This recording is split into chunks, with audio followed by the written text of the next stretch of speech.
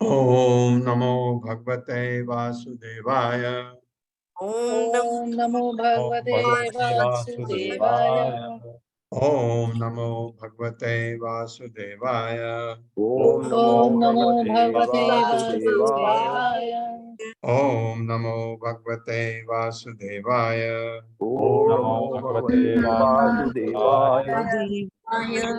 नारायणं नमस्कृत्य नारायणं नमस्कृत्य नरं चैव नरोत्तमं नरं चैव नरोत्तमं देवीं सरस्वतीं व्यासं देवीं सरस्वतीं व्यासं ततो जयमुदीरयेत्। ततो जयमुदीरयेत्।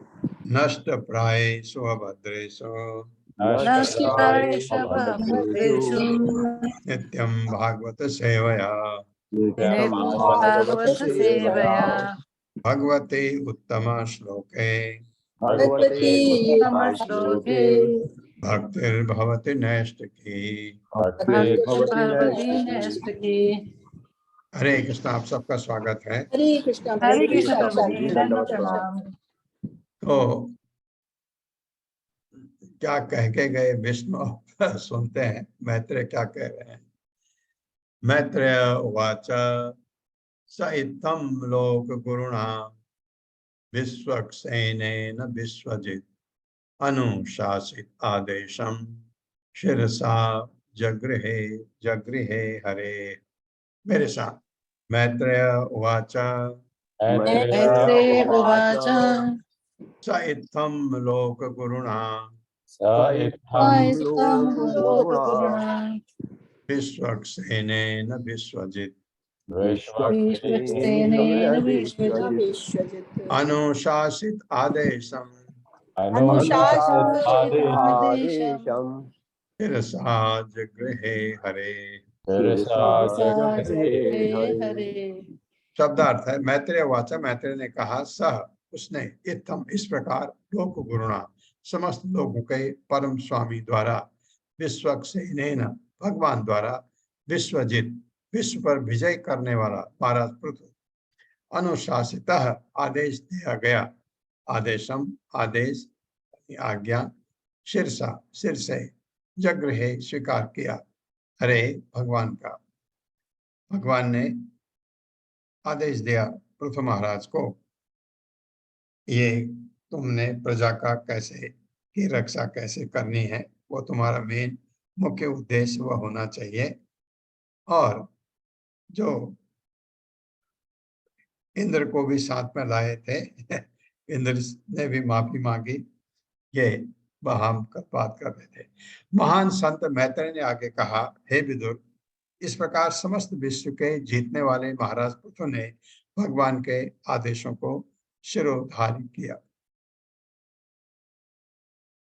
मेरे साथ पढ़िए, महान संत मैत्रेय ने आगे कहा, महान संत मैत्रेय ने आगे कहा, हे विदुर, इस प्रकार समस्त विश्व के जीतने वाले इस प्रकार समस्त विश्व के जीतने वाले महाराज पृथु ने भगवान के आदेशों को शिरोधार्य किया। भगवान के आदेशों को शिरोधार्य किया। तात्पर्य माता जी। हरे कृष्णा हर्षा माता जी। हरे कृष्ण माता जी। हरे कृष्ण प्रभु जी। शील प्रभुपाद की जय। शील प्रभुपाद द्वारा तात्पर्य मनुष्य को चाहिए कि भगवान के चरण कमलों में नतमस्तक होकर उनके आदेशों को स्वीकार करे। इसका अर्थ यह हुआ कि भगवान द्वारा कही गई हर बात को उसी रूप में अत्यंत ध्यानपूर्वक तथा सम्मान के साथ स्वीकार किया जाए। भगवान के वचनों में किसी प्रकार का संशोधन या परिवर्तन हमारा कार्य नहीं। जैसा कि आजकल के अनेक तथाकथित विद्वान तथा स्वामी जी भगवत गीता के वचनों पर अपनी टीका करते हैं, ऐसा करने लगे हैं। यहाँ पर महाराज पृथु द्वारा उदाहरण प्रस्तुत किया गया है कि किस प्रकार भगवान के आदेश को स्वीकार किया जाए। परंपरा प्रणाली में ज्ञान प्राप्त करने की यही विधि है। हरे कृष्ण। हरे कृष्ण। बिल्कुल, जिस प्रकार भगवान के द्वारा कही गई बात को उसमें अपना संशोधन नहीं करना है, उसी तरह से जो गुरु से जो आदेश है उसमें भी कोई संशोधन नहीं। गुरु आपको कहते हैं कुछ, वो आपको वैसे ही मानना चाहिए, ऐसे समझ के कि भगवान कृष्ण कह रहे हैं, क्योंकि वो भगवान का प्रतिनिधि है। तो गुरु के लिए भी यही बात होती है, बशर्ते गुरु प्रामाणिक हो। ये बहुत ध्यान में रखना है, गुरु कोई कान फूकने वाला ना हो, इस चीज का ध्यान अवश्य रखना चाहिए। गुरु प्रामाणिक हो। गुरु कहते हैं ये लगा दे छलांग, लगा दो गुरु कहते हैं 16 माला जप, कितने माला जप रहे हो? 16 माला जपता हूँ। 2 माला बढ़ा दो, बढ़ा दो। और कुछ क्यों ये कर पूछने का मतलब ही नहीं, क्योंकि भगवान का आदेश है। ये स्पृशंतम पादयो प्रेमणा क्रीडितम स्वेन कर्मणा शतक्रतुम परिस्वज्य विद्वेषम विसर्जय। मेरे साथ, स्पृशंतम पादयो प्रेमणा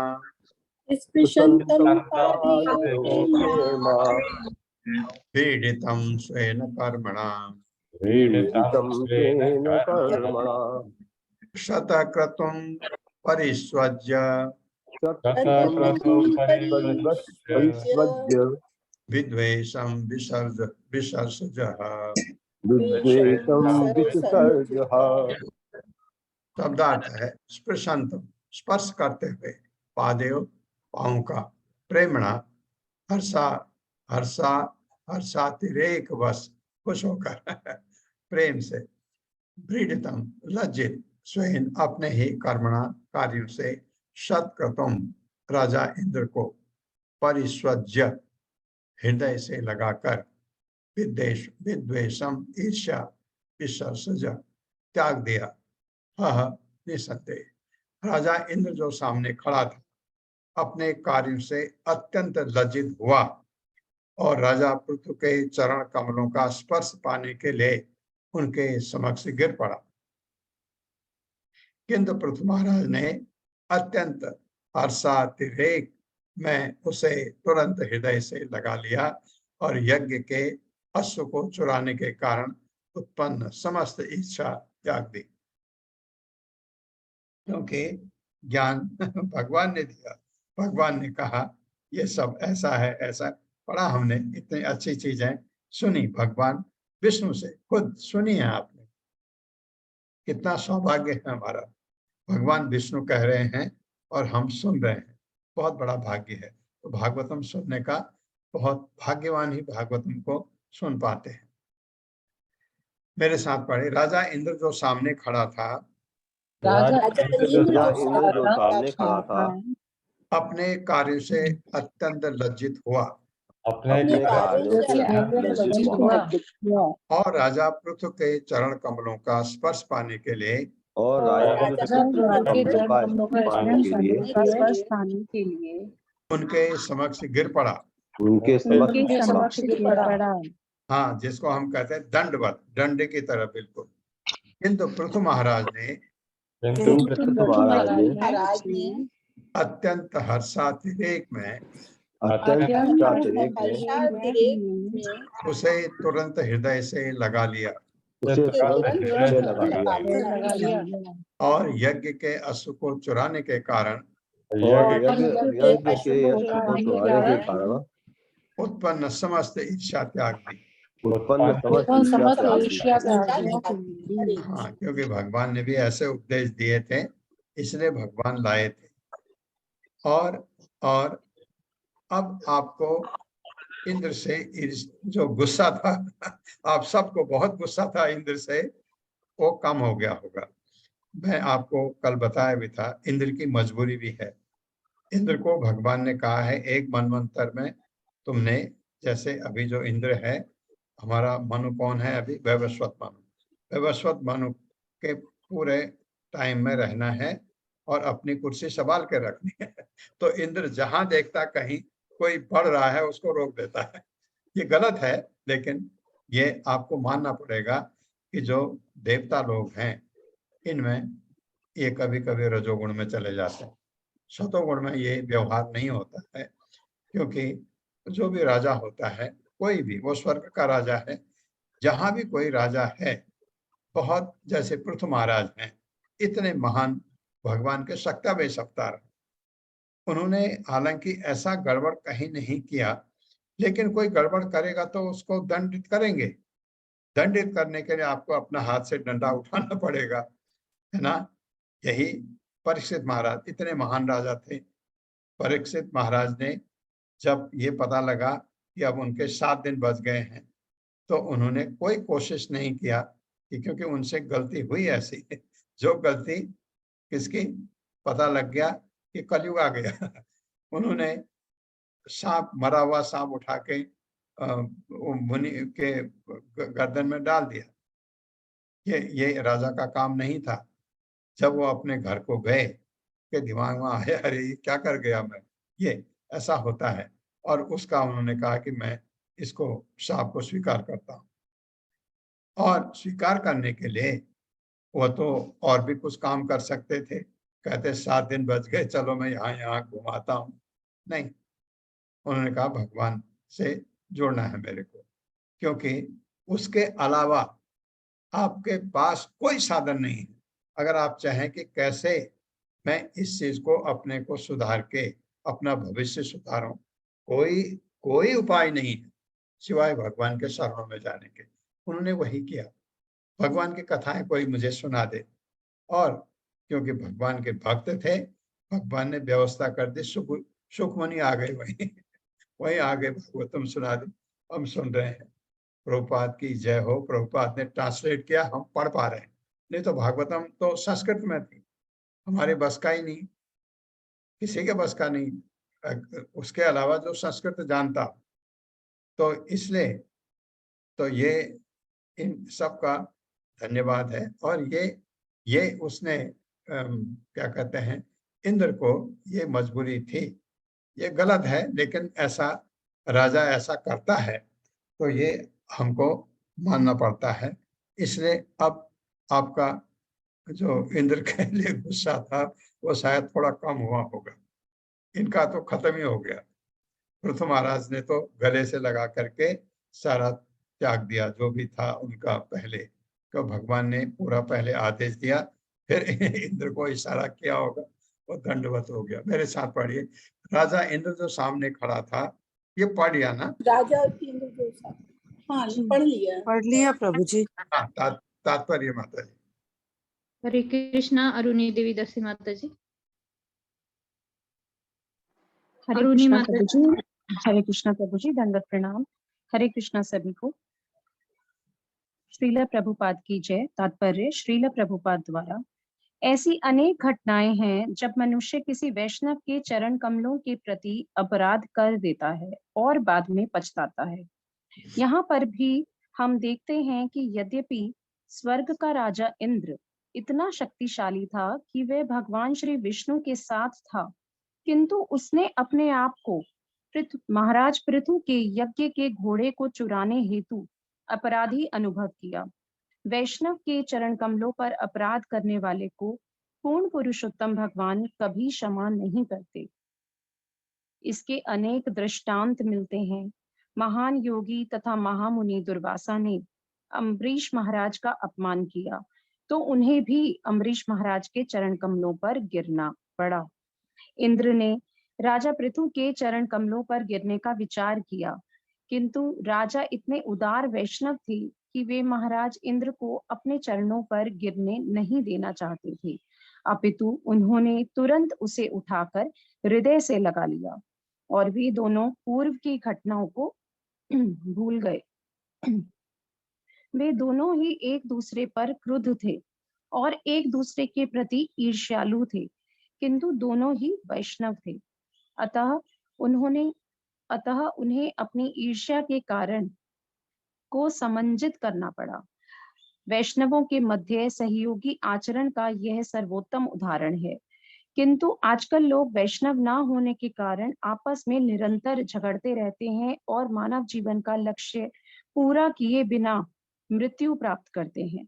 संसार में कृष्ण भावना अमृत आंदोलन को प्रसारित करने की नितांत आवश्यकता है, क्योंकि भले ही लोग कभी कभी एक दूसरे पर रुष्ट तथा मनोमालिन्य पूर्ण रहें, किंतु कृष्ण भावना भावित होने से ऐसी प्रतियोगिता, स्पर्धा तथा ईर्ष्या को बिना कठिनाई के समंजित किया जा सकता है। धन्यवाद। आपको गुस्सा आया मेरे पर, आप क्लास में हैं, कुछ बोला, मैंने कुछ बोल दिया, आपको बुरा लगा, तो उसका एक ही तरीका है, और मुझे पता ही नहीं कि आपको बुरा भी लगा है मेरी बात का। तो आप क्या करें, हरे कृष्ण कृष्ण कृष्ण हरे हरे, हरे राम राम राम हरे हरे, बिल्कुल शांत होकर के एक माला जपें। किसी से भी आपका गुस्सा है, लेकिन गुस्से में न जपें, तो आपका ये गुस्सा शमित हो जाएगा। ये कृष्ण भावना भावित होकर के आपका गुस्सा निकल जाएगा। क्योंकि अगर आप किसी से भी क्रोध रखते हैं, ईर्ष्या रखते हैं, उसका नुकसान नहीं, नुकसान भौतिक दृष्टि से मैं कह रहा हूं, नुकसान आपका होता है। आप ऐसा होता है कभी कभी, कोई आपका इतना अपमान कर देता है तो बहुत ही बुरा लगता है, बहुत बुरा लगता है, लेकिन उसको आप अगर उसके बारे में सोचते हैं तो आपको नींद भी नहीं आएगी। इसलिए क्या करना है, उस पर उसको क्षमा कर दें, उसको कहें कि भगवान उसको ऐसी बुद्धि न दे। ये करके आप अपने को, क्योंकि अब आप भक्ति मार्ग पर हैं, आपका किसी के लिए रुष्ट होना, किसी के बारे में खराब सोचना आपके लिए नुकसानदायक है। वैसे भी किसी के बारे में, जैसे मैं बता रहा था कि अगर आप किसी के बारे में सोचते हैं, भौतिक दृष्टि से भी नुकसान आपका होता है। आप किसी से क्रोधित हैं और उसके बारे में सोचते हैं, वो तो सोच नहीं रहा है, आप सोच रहे, नुकसान आपका होता है। ये देखिए, तो ये कभी इस चीज को हटाने की कोशिश करिए। हमारे लिए मुश्किल होता है क्योंकि हम भौतिकतावादी हैं। हम कृष्ण भावना भावित नहीं हो पाए। कृष्ण भावना भावित हो गए तो मान ना मान देना, अपना मान तो आदमी रखता ही नहीं। क्यों? ये शरीर का क्या मान है, ये तो क्षणिक है। आत्मा को कोई कुछ कह नहीं सकता, वो तो दिव्य है। कोई गाली भी करेगा उस पर जाती नहीं। आत्मा आपको पता है, न उसको आप काट सकते हैं, न उसको जला सकते हैं, न भिगा सकते हैं। उसको अपमानित कर ही नहीं सकते आप। अपमानित होता है शरीर। शरीर के लिए कहता ना कोई, तो शरीर तो आपको जब ये पता लग गया मैं तो शरीर हूं ही नहीं, कह दिया उसने, तो फिर आएगा अमान ना मान देना, कीर्तनिया सदा हरि। ये बहुत जरूरी है। ये बहुत जरूरी है हमारे हित के लिए। फिर हमको हमारी चिंताएं कम, हमारा गुस्सा कम, अपने आप सब समन हो जाता है। भगवान अत विश्वात्मा प्रथनो परहत अर्हण, प्रथना उपहृत अर्हण, ऐसे भी पढ़ सकते हैं। समुज्जी हानिया भक्त्या गृहीत चरण अंबुजा। मेरे साथ पढ़िए। भगवान अथ विश्वात्मा भगवान अति विश्वात्मा पृथुना उपहृत अर्हण, नाम उपहत अपरहना समुज्जी हानया भक्त्या समुज्जीहान्या भक्तया गृहीत चरण अंबुजा। चरण अंबुजा। शब्दार्थ है, भगवान भगवान अर्थ तदंतर विश्वात्मा परमात्मा पृथुना राजा पृथु द्वारा उपहृत प्रदत्त अर्हण पूजा की सारी सामग्री समुज्जिहानया क्रमशः निपर्दित भक्त्या जिसकी भक्ति गृहीत पकड़ा हुआ चरण अंबुज चरण कमल। राजा पृथु ने अपने ऊपर कृपालु भगवान के चरण कमलों की प्रभूत पूजा की। इस प्रकार भगवान के चरण कमलों की आराधना करते हुए भक्ति में महाराज पृथु का आनंद क्रमशः बढ़ता गया। ये तो होता ही है, आध्यात्मिक आनंद तो कम होता ही नहीं, बढ़ता जाता है। मेरे साथ पढ़िए। राजा पृथु ने अपने ऊपर राजा प्रभु ने अपने ऊपर कृपालु भगवान के चरण कमलों की कृपालु भगवान के चरण कमलों की प्रभूत पूजा की। पूजा की। इस प्रकार भगवान के चरण कमलों की आराधना करते हुए इस प्रकार भगवान के चरण कमलों की आराधना करते हुए भक्ति में महाराज पृथु का आनंद भक्ति में भगवान के महाराज पृथु का आनंद क्रमशः बढ़ता गया। तात्पर्य माता हरे कृष्ण। हरे कृष्णा। रेणु अग्रवाल माता जी। हरे कृष्ण माता जी। हरे कृष्ण सभी को। श्रील प्रभुपाद की जय। तात्पर्य श्रील प्रभुपाद के द्वारा। जब भक्त के शरीर में विविध प्रकार का भावातिरेक प्रकट हो तो समझना चाहिए कि भक्ति पूर्णता को प्राप्त हो चुकी है। दिव्य आनंद के कई प्रकार हैं, यथा रोना, हंसना, गिरना, प्रमत्त के सदृश चिल्लाना इत्यादि। ये सारे लक्षण कभी कभी भक्त के शरीर में दिखते हैं। ये अष्ट सात्विक विकार कहलाते हैं, जिनका अर्थ है 8 प्रकार के दिव्य रूपांतर। इनका अनुकरण नहीं किया जा सकता, किंतु जब भक्त सचमुच सिद्ध हो जाता है तो ये सारे लक्षण उसके शरीर में दृष्टिगोचर होने लगते हैं। भगवान तो भक्त वत्सल हैं, अर्थात वे अपने विशुद्ध भक्त के प्रति स्नेह रखते हैं। अतः भक्त तथा भगवान के बीच जो दिव्य आनंदमय आदान प्रदान होता है वह इस जगत के कार्यकलापों की तरह नहीं होता। हरे कृष्ण माता जी, ये धन्यवाद। जो है ये भाव अनुभव कहलाते हैं। जब भक्ति में आप भगवान के भक्त, शुद्ध भक्त बन जाते हैं तो आप में ये भाव आने लगते हैं। एक तो है रोना, आंसू आना, हंसना, पसीना आना और अजीब अजीब चिल्लाना, इस किस्म के ये भाव अनुभव ये चैतन्य चरितामृत में बहुत अच्छी तरह बताए गए हैं। क्योंकि और दूसरा रूप गोस्वामी ने भक्ति रसामृत सिंधु में इनका वर्णन किया है बहुत अच्छी तरह से। चैतन्य महाप्रभु में ये भाव बहुत आते थे। क्यों? चैतन्य महाप्रभु भगवान थे, हाँ, सारे प्रमाण हैं, फिर भी वो आए थे भक्त के रूप में। भक्ति बता गए, कलयुग में भक्ति कैसे करनी बता गए। और उनमें जैसे मैंने आपको एक बार बताया भी था, वो जब पुरी के मंदिर में जगन्नाथ, भगवान जगन्नाथ के दर्शन पाते ही, क्योंकि कुछ दिनों के बाद गए, कहीं से आ रहे थे और वो तेज चलते थे, तो उनके अनुयायी पीछे रह गए। वो मंदिर में घुसे, एकदम भगवान के दर्शन पाते ही मूर्छित हो गए। ये ऐसा क्योंकि वो भक्त रूप में थे चैतन्य महाप्रभु। अपना रूप कृष्ण का उन्होंने कहीं नहीं दिखाया। ये आपको कह रहा हूँ, आप पढ़ेंगे जब चैतन्य चरितामृत, मैं आपको इसको चैतन्य चरितामृत कराऊंगा आपको अवश्य। पहले कृष्णा बुक, उसके बाद चैतन्य चरितामृत। जैसे हमारा मंडे को चलता है, जैसे भगवत गीता खत्म हो जाएगी, फिर पहले करेंगे कृष्णा बुक। 90 अध्याय है, 90 दिन लगेंगे। 90 दिन का मतलब आप समझ लो, आपको हफ्ते में एक दिन, एक साल में 52 दिन मिलते हैं आपको, तो 2 साल लगेंगे। उसके बाद फिर चैतन्य चरितामृत शुरू करेंगे। बहुत सुंदर ग्रंथ है चैतन्य चरितामृत। तो ये वो कहीं कहीं दिखाते थे अपना रूप, हर जगह नहीं। तो उनमें ये भाव अनुभव चैतन्य महाप्रभु में भी बहुत आते थे। एक दूसरा, कोई लोग नकली भी करते हैं। जैसे किसी किसी को रोना बहुत इजी होता है, किसी के लिए 2-3 सांसें ऊपर नीचे करके वो आंसू निकाल देते हैं, वो नकली है, अनुकरण नहीं करना चाहिए, ये इसमें बता गया है। आपको स्वतः आ जाते हैं।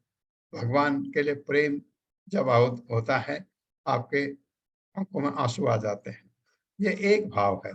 इसी तरह आपका रोमांच हो जाता है कि आपके शरीर के बाल खड़े हो जाते हैं। बहुत सारे हैं, ये बहुत अच्छी तरह समझाया गया है, बाद में बताया जाएगा। तो इस प्रकार रोना, हंसना, गिरना, प्रमद से इधर उधर पागलों की तरह, पागल जैसा लगता है व्यक्ति, और चिल्लाना, ये आदि है। इसका वर्णन हम बाद में सुनेंगे। तो ये हो जाता है। ये नकली नहीं होना चाहिए, नकली भी करते हैं कुछ लोग। प्रस्थान अभिमुखो अपि एनम अनुग्रह विलंबितः पश्यन् पद्म पलाश अक्षो न प्रतस्ते सुहृद सताम। मेरे साथ पढ़िए। प्रस्थान अभिमुखो अपि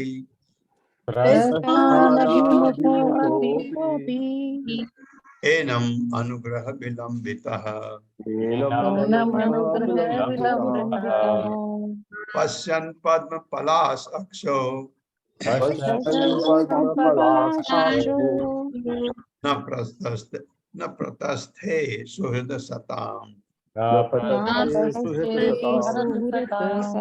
शब्दार्थ है प्रस्थान, जाने के लिए, अभिमुखा उद्यत, अपि यद्यपि, एनम उसको, पृथु को, अनुग्रह दया से, विलंबित रोक लिया गया, पश्यन देखते हुए, पद्म पलाश अक्ष जिसके नेत्र कमल की पंखुड़ियों के समान है, ना नहीं प्रतस्थे प्रस्थान किया, सुहृद शुभेच्छुक शताम भक्तों का। ऐसे हैं देखिए, भगवान प्रस्थान करने वाले ही थे, किंतु वे राजा पृथु के व्यवहार के प्रति इतने वत्सल हो चले कि वे गए नहीं। अपने कमल नेत्रों से महाराज पृथु के आचरण को देखकर वे रुक गए, क्योंकि वे सदा ही अपने भक्तों के हितैषी हैं। बिल्कुल यही चीज कर्दमा मुनि के साथ हुआ। कर्दमा मुनि की तपस्या, ब्रह्मा जी ने कहा बेटा तुझे संतान उत्पन्न करनी है। वो तो भक्त थे, उनके लिए तो बड़ा कठिन काम था ये कि गृहस्थ में जाना।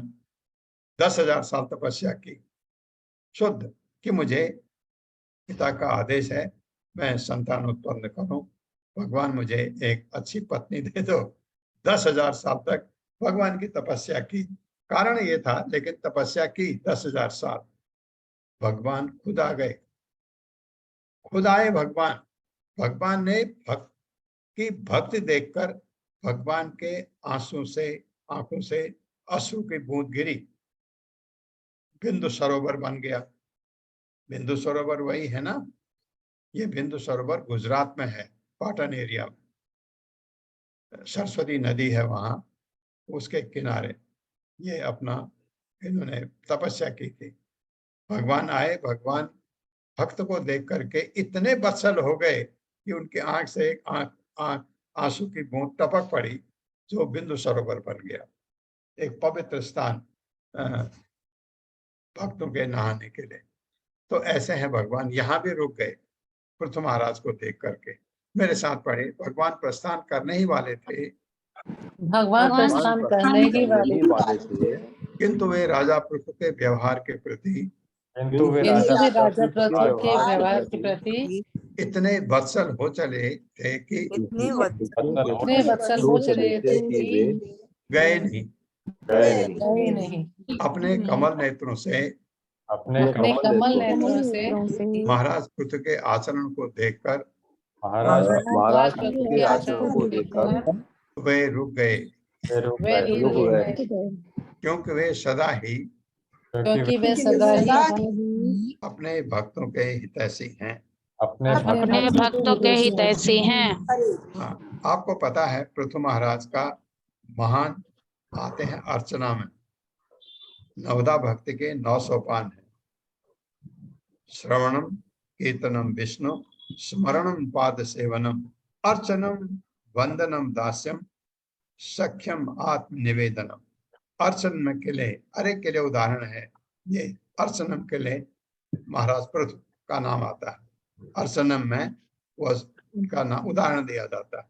ऐसे है महाराज पृथु। तात्पर्य माता जी। हरे कृष्णा। रीटा पंडित माता जी। हरे कृष्ण प्रभु जी। शील प्रभुपाद की जय। तात्पर्य शील प्रभुपाद द्वारा। यहाँ पर श्री हरितस्ताम शब्द अत्यंत महत्वपूर्ण है। भगवान अपने भक्त पर सदैव वत्सल रहते हैं और सदैव उनके हित के लिए सोचते रहते हैं। यह पक्षपात नहीं है, जैसा कि भगवत गीता में कहा गया है। भगवान सबों के लिए समान है। समो अहम सर्वभूतेषु, किंतु जो उनकी सेवा करता है वे उनके प्रति विशेष वत्सल रहते हैं। किसी दूसरे स्थान पर भगवान कहते हैं कि भक्त सदैव उनके हृदय में वास करता है और वे ही सदैव भक्त के हृदय में वास करते हैं। अपने विशुद्ध भक्त के प्रति भगवान की यह वत्सलता न तो अस्वाभाविक है और न किसी प्रकार का पक्षपात है। उदाहरणार्थ, पिता अपने अनेक पुत्रों के होते हुए भी कभी कभी उस एक पुत्र के प्रति विशेष स्नेह रखता है जो उनके प्रति झुकाव रखता है। इसकी व्याख्या भगवत गीता में की गई है। हरे कृष्णा। हाँ, पढ़िए माता जी, पढ़िए। आगे भी है माता जी। जो लोग प्रेम तथा स्नेह से भगवान की भक्ति तेषां सतत युक्ता नाम भजता नाम प्रीति पूर्वकम ददामि बुद्धि योगम तम ये न मामुपश्यन्ति ते। जो लोग प्रेम तथा स्नेह से भगवान की भक्ति में निरंतर लगे रहते हैं, वे प्रत्येक हृदय में स्थित परमात्मा रूप भगवान के प्रत्येक संपर्क में रहते हैं। भगवान भक्त से दूर नहीं है, वे प्रत्येक हृदय में विद्यमान है, किंतु केवल भक्त ही उनके अस्तित्व को जान सकता है और प्रत्यक्ष संपर्क में होने से वह किसी भी क्षण भगवान से आदेश प्राप्त करता है। अतः भक्त द्वारा न तो त्रुटि करने का कोई अवसर आता है और न भगवान की ओर से अपने शुद्ध भक्तों का कोई पक्षपात किया जाता है। हरे कृष्ण। हाँ, भगवान आपके हृदय में है, लेकिन अगर आप भक्त हैं तो भगवान कहते हैं बेटा ऐसा कर, कहीं मैं गलत जगह, भगवान कहते हैं ना ना ना गलत जा रहा है, इस तरफ जा। ये आदेश हमको मिलता है भगवान से, ये परमात्मा का आदेश होता है। आपको बहुत बार होता है नहीं नहीं ये गलत हो रहा है, मुझे ये नहीं करना चाहिए। कौन कह रहा है? परमात्मा, क्योंकि आप मानते हैं भगवान को। ये मैं आपको 10 श्लोक पढ़वाया था, ये देखिए आ गया। मैं आपको कह रहा था ना ये श्लोक प्रभुपाद इसको बहुत ज्यादा कोट करते हैं। तेसाम शतक युक्तानाम भजताम प्रीति पूर्वकम ददामि बुद्धि योगम तम येन माम उपयान्ति ते। जैसे वो मेरे पास आ सकता है ऐसी बुद्धि देता हूँ उसको मैं। वो मेरी हमेशा मेरी प्रेम पूर्वक मेरी पूजा करते हैं जो मेरे भक्त हैं, उनको मैं बुद्धि देता हूँ जिससे येन माम उपयान्ति ते, जिससे वो मेरे पास आ सकते हैं। ये चारों श्लोक याद करिएगा, कभी भी आपको भगवत गीता वाली क्लास में पूछा जा सकता है। स आदिराजो रचित अंजलि अंजलि अंजलि हरिम विलोकितुम न असकद अश्रुलोचनः न किंचिद उवाच स बाष्प विक्लवो हितोपगुह्य अमुम अधात अवस्थितः। मेरे साथ। स आदिराजो रचित अंजलि हरि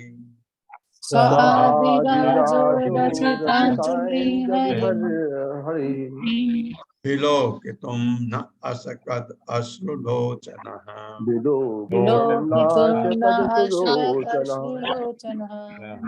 न किंचन उवाच बाष्प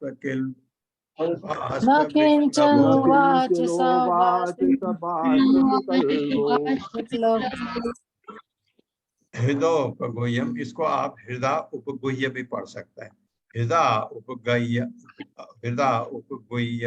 अमुम अधात अवस्थितः।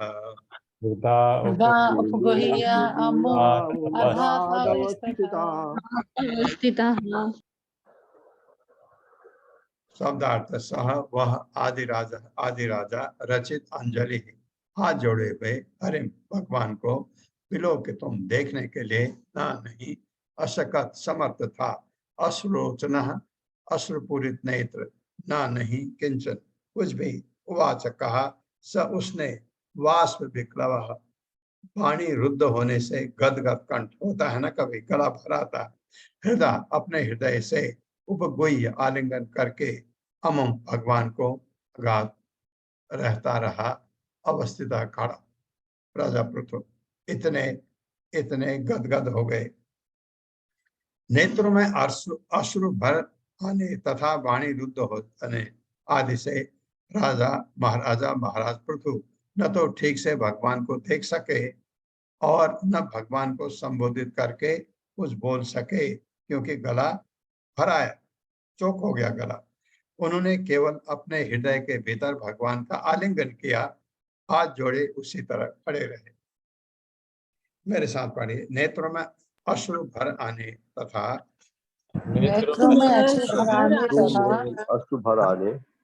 वाणी रुद्ध हो जाने आदि से राजा महाराज पृथु ने न तो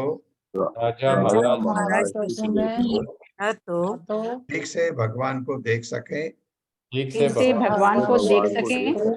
और न भगवान को संबोधित करके कुछ बोल सके,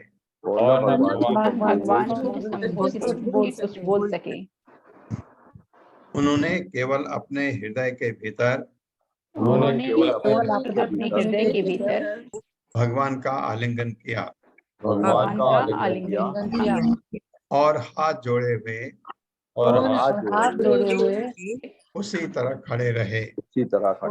खड़े रहे। तात्पर्य माता जी। माता जी। हरे कृष्ण माता जी, हरे कृष्ण प्रभु जी, दंडवत प्रणाम। श्री शील प्रभुपाद जी की जय। तात्पर्य शील प्रभुपाद जी के द्वारा। जिस प्रकार ब्रह्म संहिता में कृष्ण को आदि पुरुष कहा गया है, उसी प्रकार इस श्लोक में राजा पृथु को भगवान का शक्त्यावेश अवतार होने के कारण आदि राजा कहा गया है। महान भक्त होने के साथ ही वे परम वीर थे, जिसने अपने राज्य के समस्त दुष्टों पर विजय पाली थी। वे लड़ने में स्वर्ग के राजा इंद्र के समान पराक्रमी थे। उन्होंने अपनी प्रजा को सुरक्षा प्रदान की और उन्हें पुण्य कार्य तथा भगवान की भक्ति में लगाए रखा। उन्होंने सभी प्रकार की विपत्तियों में प्रजा को शरण प्रदान किए बिना एक पाई भी कर के रूप में वसूल नहीं की। जीवन की सबसे बड़ी विपत्ति है ईश्वर विहीन होना और इस प्रकार पापी बन जाना। यदि राज्य का प्रधान या राजा प्रजा को अवैध मैथुन, मांसाहार, मादक द्रव्य सेवन तथा द्रुत कीड़ा की छूट देता है, तो राजा उसके लिए उत्तरदायी होता है और उसे प्रजा के पापों का फल भोगना पड़ता है, क्योंकि वह प्रजा से वृथा कर वसूल करता है। शासक के लिए ये इतने सारे नियम हैं और चूंकि राजा पृथु ने इन सभी नियमों का पालन किया, इसलिए उन्हें आदि राजा कहा गया है। महाराज पृथु जैसा उत्तरदायी राजा प्रथम कोटि का शुद्ध भक्त भी हो सकता है। राजा पृथु के आचरण में हम स्पष्ट देखते हैं कि किस प्रकार वे भीतर तथा बाहर से शुद्ध भक्ति में भाव विभोर हो गए थे। आज ही हमने बंबई के समाचार पत्र में पढ़ा है, सरकार मद्य निषेध कानून को वापस लेने जा रही है। गांधी जी के असहयोग आंदोलन के समय से ही मुंबई में मद्यपान की छूट नहीं थी, किंतु दुर्भाग्यवश नागरिक इतने चालाक हैं कि उन्होंने अवैध शराब बनाना बढ़ा दिया है और शराब दुकानों में खुले रूप में न बिककर शौचालय तथा अन्य ऐसे ही कुत्सित स्थानों में बिकती है। इस प्रकार की तस्करी को न रोक पाने के कारण सरकार ने सस्ते मूल्य पर शराब की पूर्ति करने का निश्चय किया, जिससे लोग शौचालय की अपेक्षा सरकार से शराब खरीदे। सरकार नागरिकों के पापपूर्ण जीवन को बदल पाने में असफल रही है, अतः राजकोष को भरने के लिए और कर की क्षति न हो, इस उद्देश्य से सरकार ने जनता के लिए कम मूल्य पर शराब बनाने का निश्चय किया है। इस प्रकार की सरकार पापमय जीवन के फलों को अर्थात युद्ध, अकाल, भूकंप तथा अन्य विपदाओं को रोक नहीं सकती। प्रकृति का नियम है, जब ईश्वर के नियम में त्रुटियां होने लगती हैं, जैसे जिसे भगवत गीता में धर्मस्य ग्लानि कहा गया है, तो उस समय युद्ध के अचानक छिड़ जाने के रूप में कठोर दंड मिलता है। हमने हाल ही में भारत तथा पाकिस्तान के बीच छिड़े हुए युद्ध को अपनी आंखों से देखा है। एक पखवाड़े के भीतर ही जन तथा धन की अपार क्षति हुई और संपूर्ण संसार में हलचल मच गई थी। पापमय जीवन के यही परिणाम है। कृष्ण भावनामृत आंदोलन का उद्देश्य लोगों को शुद्ध और पूर्ण बनाना है। यदि हम कृष्ण चेतना के फलस्वरूप आंशिक रूप में भी शुद्ध हो सकें, जैसा कि भागवत में कहा गया है, नष्ट प्रायेषु अभद्रेषु, तो काम वासना, लालच, भव रोग कम हो जाए। यह श्रीमद् भागवत अथवा कृष्ण चेतना की संदेश को प्रसारित करने से ही संभव है। बड़े बड़े औद्योगिक और व्यापारिक प्रतिष्ठानों ने सुरक्षा कोष में हजारों रुपए दिए हैं, जो बारूद के रूप में धन को भस्म कर रहा है, किंतु इसे दुर्भाग्य ही कहा जाएगा कि यदि उनसे कृष्ण भावनामृत आंदोलन की प्रगति के लिए धन मांगा जाता है तो वे आनाकानी करते हैं। ऐसी परिस्थितियों में संसार में समय समय पर उथल पुथल तथा युद्ध आरंभ होते रहेंगे, जो कृष्ण भावना भावित न होने का परिणाम है। हरे कृष्णा माता जी, हरे कृष्णा प्रभु जी, बहुत बहुत धन्यवाद। धन्यवाद माता जी। ये परिणाम है। कृष्ण भावना भावित नहीं होने के कारण ये अगर कृष्ण भावना मृत सब जगह हो जाए तो युद्ध हो ही नहीं, क्योंकि लक्ष्य सबका भगवान कृष्ण रहेगा तो युद्ध नहीं होगा सब काम करते हुए भी। अतः अवमृज्य अश्रुकला विलोकयन् तृप्त दृग गोचरम आह पूरुषम पदास्पशन्तं क्षितिम अंश उन्नते विन्यस्त हस्त अग्रम उरंग विद्विषः। मेरे साथ पढ़िए। अथ अवमृज्य अश्रुकला विलोकयन् अवमृज्य अश्रुकला विलोकयन् न तृप्त दीर्घ गोचरम आह पुरुषम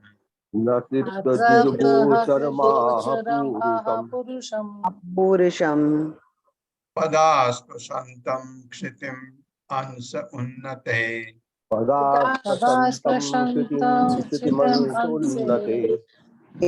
न्यस्त हस्त अग्रम उरंग विद्विषः।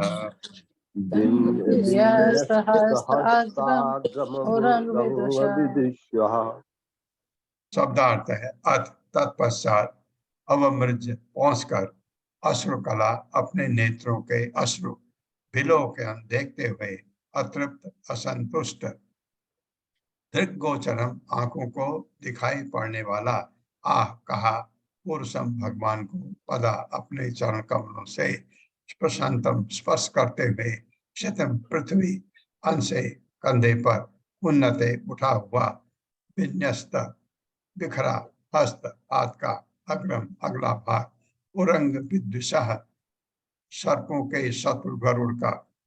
भगवान ने अपने चरण कमल से पृथ्वी को स्पर्श करते हुए पृथ्वी को स्पर्श करते हुए खड़े थे।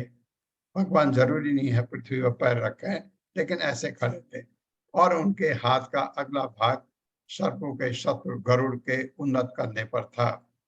भगवान पृथु नेत्रों से अश्रु पोंछते हुए भगवान को देखने का प्रयास कर रहे थे, किंतु ऐसा प्रतीत हो रहा था मानो राजा इंद्र उन्हें देखकर अघा नहीं रहा था। कौन अघाएगा भगवान को देख के। इस प्रकार राजा ने निम्नलिखित स्तुतियां अर्पित की, अपने को संभाला, फिर स्तुतियां पढ़ी। मेरे साथ पढ़िए। भगवान अपने चरण कमलों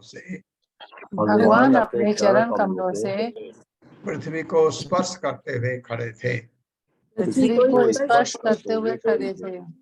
और उनके हाथ का अगला भाग सर्पों के शत्रु गरुड़ के उन्नत कंधे पर था।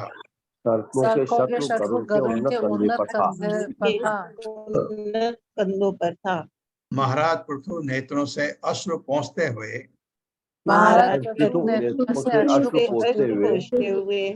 भगवान को देखने का प्रयास कर रहे थे। किंतु ऐसा प्रतीत हो रहा था मानो राजा उन्हें देखकर अघा नहीं रहा था।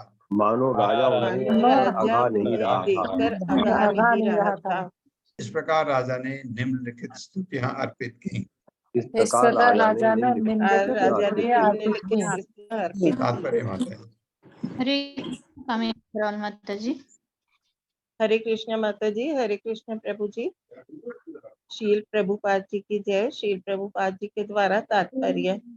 इस श्लोक में उल्लेखनीय बात है कि भगवान पृथ्वी के ऊपर इसका स्पर्श सा करते हुए खड़े थे।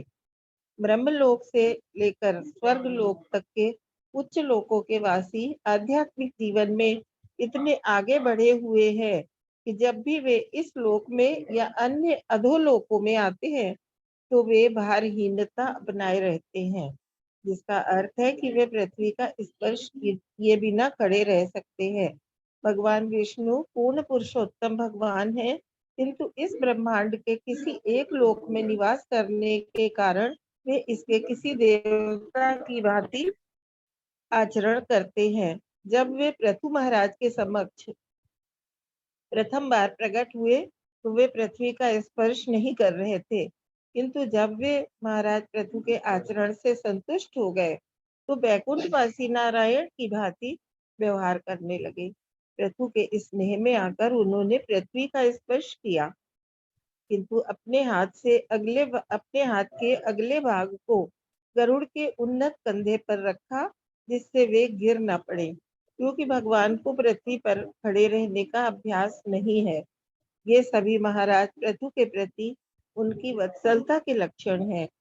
अपने को परम भाग्यशाली मानकर पृथु महाराज हर्षातिरेक के कारण भगवान को ठीक से देख नहीं पाए, फिर भी उन्होंने रुद्ध वाणी से उनकी स्तुति करनी प्रारंभ की। हरे कृष्णा प्रभु जी, हरे कृष्णा। हरे कृष्ण माता जी। क्या करते हैं सुनते हैं। पृथुवाच वरान् विभो तद् वरद ईश्वराद् वरान् विभो तद् वरद ईश्वराद्बुधः कथं वृणीते गुण विक्रयात्मना ये नारकाणाम् अपि सन्ति देहिनां तान् ईश कैवल्यपते वणेन च। मेरे साथ पढ़े। पृथु उवाच वरान् विभो त्वद्वरदे वरान् विभो त्वद्वरद ईश्वराद्बुधः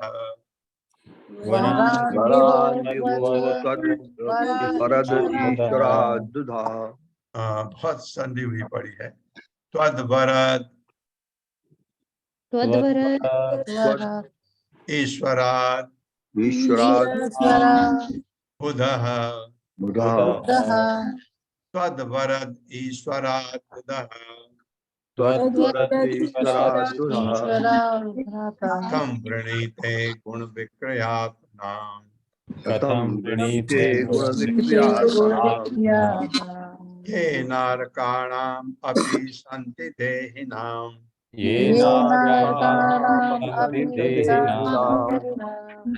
तान् ईश कैवल्यपते वणेन च।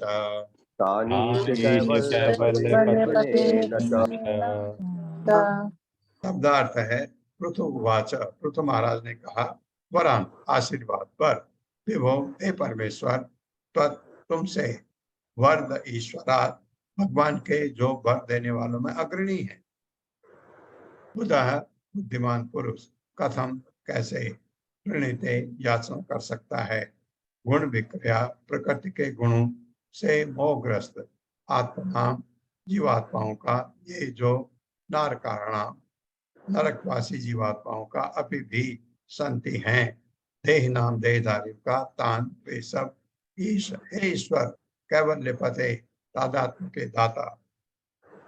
कैवल्य पते तादात्म कहाँ होता है? मायावादी भगवान में तादात्म्य कर देते हैं।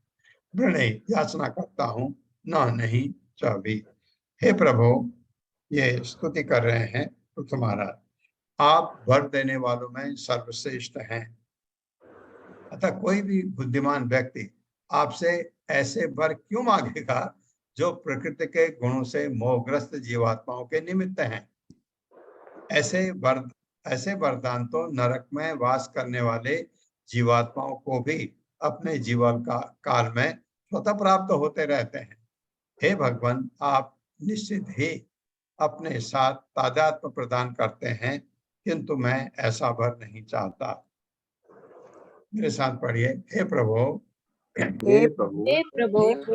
आप वर देने वाले देवों में सर्वश्रेष्ठ हैं। अतः कोई भी बुद्धिमान व्यक्ति आपसे ऐसे वर क्यों मांगेगा? आपसे ऐसे वर क्यों मांगेगा? जो प्रकृति के गुणों से मोहग्रस्त जीवात्माओं के निमित्त हैं। जीवात्माओं के के निमित्त निमित्त है। है। हाँ, मतलब आपसे आप मिले तो आपसे कूड़ा करकट कौन मांगेगा। ऐसे वरदान तो ऐसे वरदान वरदान तो नरक में वास करने वाली जीवात्माओं को भी नरक में नरक वास में करने वास वाली करने जीवात्माओं को वाली भी जीवात्माओं की अपने जीवन काल में स्वतः प्राप्त होते रहते हैं। अपने जीवन काल में जीवन काल में स्वतः स्वतः प्राप्त प्राप्त होते होते हैं। रहते हैं। हे भगवान, हे हे भगवान, भगवान, आप निश्चित ही अपने साथ आप आप निश्चित ही निश्चित ही अपने अपने साथ साथ तादात्म्य प्रदान कर सकते हैं, तादात्म्य में कर प्रदान सकते कर हैं, सकते हैं, किंतु मैं ऐसा वर नहीं चाहता। किंतु मैं ऐसा वर तो नहीं मैं चाहता। ऐसा वर नहीं चाहता। नहीं चाहता। तात्पर्य हरे कृष्णा सावित्री तिवारी माता जी। हरे कृष्ण माता जी। हरे कृष्ण प्रभु जी, दंडवत प्रणाम। तात्पर्य श्रील प्रभुपाद के द्वारा श्रील प्रभुपाद की जय। मनुष्य की याचना के अनुसार भिन्न भिन्न प्रकार के वर होते हैं। कर्मियों के लिए श्रेष्ठ वर कुछ लोगों की प्राप्ति है, जहाँ जीवन काल दीर्घ है और जीवन तथा सुख का स्तर अधिक ऊंचा है। अन्य लोग यथा ज्ञानी तथा योगी भगवान में तादात्म्य के इच्छुक रहते हैं। यह कैवल्य है, इसीलिए भगवान को कैवल्यपति कहा गया है। किंतु भक्तों को भगवान से एक भिन्न प्रकार का वर प्राप्त होता है। वे न ही स्वर्ग की चिंता करते हैं और न ही भगवान में तादात्म्य चाहते हैं। भक्तों के अनुसार कैवल्य और भगवान में तादात्म्य तथा नरक में कोई अंतर नहीं होता। इस प्रकार जगत का प्रत्येक प्राणी नरक कहलाता है, क्योंकि नारक कहलाता है, क्योंकि यह संसार स्वयं नारकी होता है। महाराज पृथु ने कहा कि उन्हें न तो कर्मियों द्वारा अभिषिक्त वर की कामना है, न ज्ञानियों तथा योगियों द्वारा अभिषिक्त वरों की श्रेष्ठ भगवान चैतन्य के परम भक्त श्री प्रबोधानंद सरस्वती प्रभु ने कहा है कि केवल नारकी जीवन से श्रेष्ठ नहीं होता, और जहाँ तक स्वर्गलोक के आनंदों की बात है, वे माया जाल के अतिरिक्त और कुछ नहीं है। भक्त इनकी इच्छा नहीं रखते। भक्तों को तो श्री ब्रह्मा या श्री शिव द्वारा ग्रहण किए गए पदों की भी कोई परवाह नहीं होती, न ही वे भगवान विष्णु की समता करना चाहते हैं। भगवान के शुद्ध भक्त होने के नाते पृथु महाराज ने अपनी स्थिति स्पष्ट कर दी। हरे कृष्ण प्रभु जी। हरे कृष्ण माता जी, धन्यवाद मौका देने के लिए। हरे कृष्णा। अब इनकी जो अगली स्तुति आएगी कल पढ़ेंगे। तो ओम अज्ञान तिमिरांधक्ष ज्ञानांजन शलाकया चक्षुरुन्मिलितं तस्मै श्री गुरुवे नमः। नमः विष्णुपादाय कृष्णप्रेष्ठाय भूतले श्रीमते भक्तिवेदांत स्वामिनिति नामिने। नमस्ते सारस्वती देवे गौरवाणी प्रचारिणे निर्विशेष शून्यवादी पाश्चात्य। जय हो श्री कृष्ण चैतन्य प्रभु नित्यानंद श्री अद्वैत गदाधर शिवासादि गौर भक्तवृंद। हरे कृष्णा कृष्ण कृष्ण हरे हरे, हरे राम राम राम हरे हरे। हरे कृष्णा।